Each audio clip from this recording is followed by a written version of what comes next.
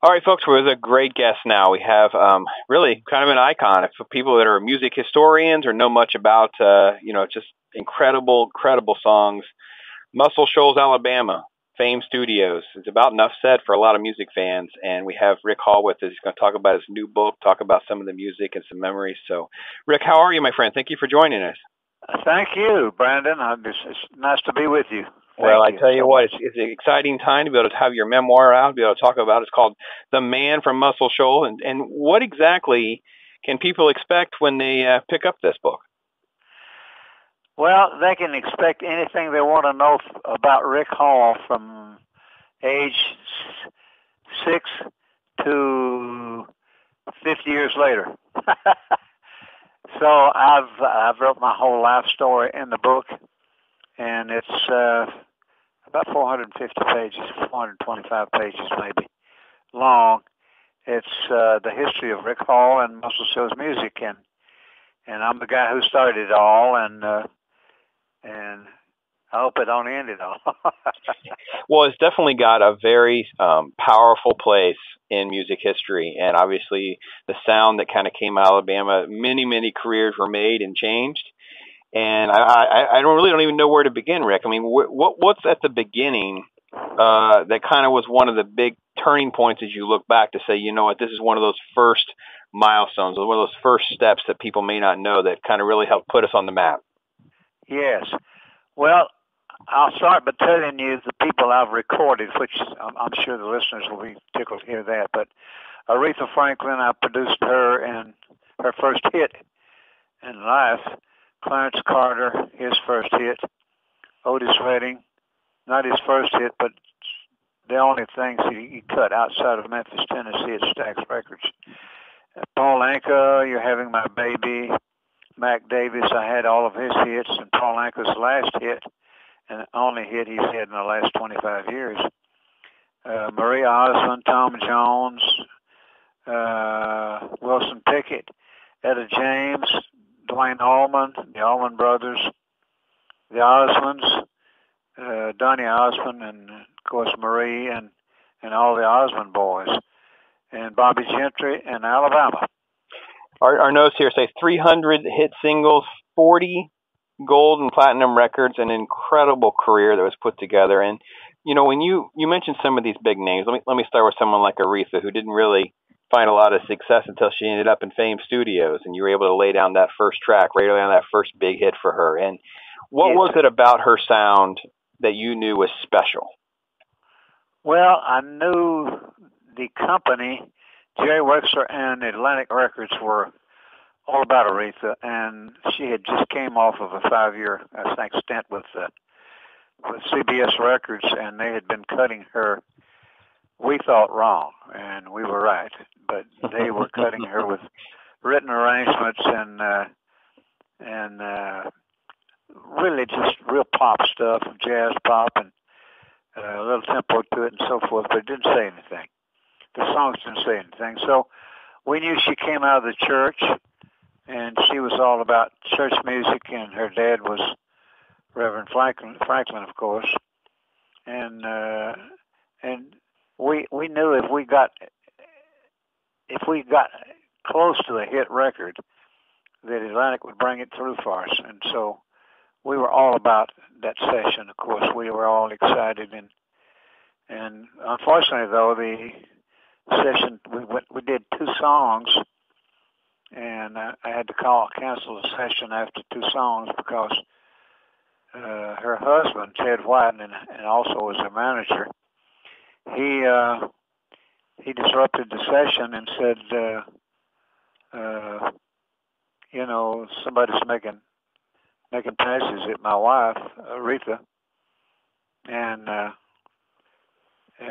of course he got tanked up, and so he drank about a fifth of gin that afternoon, Brandon, and so but by about 4:00 he was pretty well wiped out, and so he came up to the studio where Jerry Wexler and I were working, and I was the engineer, of course, and said, I want the trumpet player fired. And And I said, what on earth for? And he said, well, he's making passes at my wife, Aretha, and I want him fired. So I said, I looked at Jerry and said, what do you think? And he said, fire him, Rick, go fire him.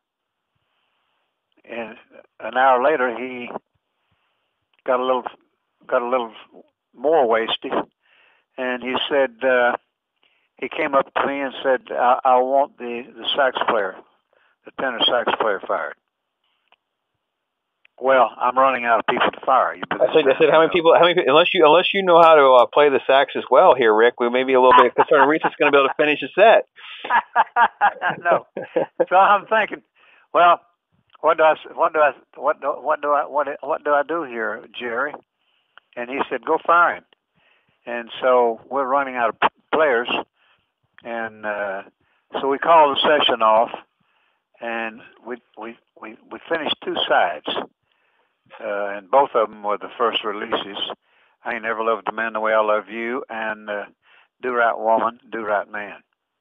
And of course, they both were smash records, two-sided smashes. And of course, I didn't know we had it. I didn't know if we had it or not. I was concerned about, well, is the tempo right? Is the song there? Is she doing a good job, or is she rattled by all this carrying on, drinking and so forth and firing people? And so I doubted that we had a hit. And Wexler called me back from New York a couple of days later and said, Rick, I'll tell you, we have got 2 #1 records. We put them out there, pressed them, and put them out, and everybody's wild about these 2 records. And so it was to be. And of course, I was in like Flynn with Jerry Wexler and Atlantic Records from that time forward. And when I said something, people listened, and so I became the big guy, kind of, and so to answer your question, I guess I've over answered it, and I'm taking up all my time talking about Aretha, but there was many others that happened the same way. Well, these are the stories that you're going to find in the page of Rick's book, The Man from Muscle Shoals. And you're going to find these kind of stories, this kind of transparency from Rick and his experiences. And Aretha obviously is, she's quoted here. She says, this is the turning point in my career. This is the moment that Rick just described was a turning point in her career. So it's funny how the backstory really adds so much definition to this. And this is what Rick's bringing to life here in, 400 plus pages, and just so much transparency of his own life and experiences and so much of this. And, when we go back to the first, beginnings, and I reckon one of the names jumped off of me here is, I got a chance to interview Peanut Montgomery, and his, he just wrote a book a little while ago, and we talked to him and that kind of thing. And you have that first group of musicians, and, Rick, in those days, how was it that you kind of pulled the musicians together? How did you even decide, kind of put things together like that? Well, that's a good question, a great question, and I will attempt to tell you that story. But, we are a town. Muscle Shoals is a town, although there's 4 cities here combined, split down the middle by the Tennessee River, which flows through the middle of the 4 towns. And it's Sheffield, Tuscumbia, Muscle Shoals, and Florence, Alabama. And so it's a mill town, it's a river town, it's a lot of bottom land and things like that. But anyhow, I had very few musicians to pick from. With 8,000 people, you can imagine. Someone told me once that Los Angeles had 8,000 bass players. Wow. And so that's what I was up against, and so Muscle Shoals has 8. Muscle Shoals has 8. Rick knows them all, and one of them ain't awake yet, so we're not going to call him in. Yeah, that's about what we're talking about, right? It's kind of that's exactly right. Thank you, sir. That is fantastic. That is fantastic. Well, so anyhow, we didn't have much to pick from, but everybody had a band back then. I had a band that I was playing in called the Fairlanes, and of course the cars were the name of groups back then, like the Cadillacs and so forth. And so we named our group the Fairlanes, thinking that'll make it, that'll make it big. So we had a lot of hit records on Chess Records and Argo, and out of Chicago, Illinois, but the main thing I want to say here, Brandon, if I may, is the thing we ran into back then, because we had a lot of bands, but we'd take the drummer out of one band, the guitar player out of another band, and so we picked the cream of the crop out of all the bands. And then we started paying them salaries and bringing them in to the studio every day, and we would cut, just like you work at a plant. We'd cut 8 hours, sure, record 8 hours. So I'd have them in the studio doing tracks, or writing songs, or attempting to write songs, etc., etc. And that's how we became better. But we became like a first-string basketball team. It was like every man was playing off of the other man and knew what he was going to do. Basically, the guitar lick would pop out at me, and I'd say, "Man, the guitar is what's happening." So let's everybody fill in around the guitar. And so you always have one guy who comes up. It may be the piano, maybe the keyboards, it may be the organ, it may be guitars, it may be whatever. But that's how I did it. And none of us, unfortunately, read music. And so we did number charts. 1, 5, 4, 3, 2, blah, blah, blah. And so we didn't do it like Los Angeles and New York did. We did it from the heart. It was all manufactured by us inside the studio.